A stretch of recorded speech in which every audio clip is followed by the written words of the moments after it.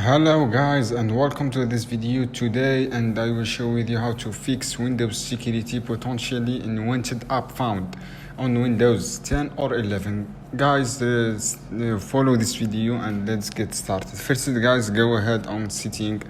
After go your setting on your computer or device, setting, go down the left hand side, look for search privacy and security and Windows security, which very first option under security, and you have opened. Going to down and look for app and browser control.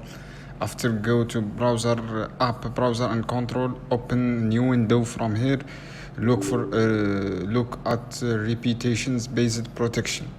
After that, which you can actually click on it and says repetition based protection setting, and going to scroll down, and over here say potential unwanted app and blocking, and here you want to make sure that turn off.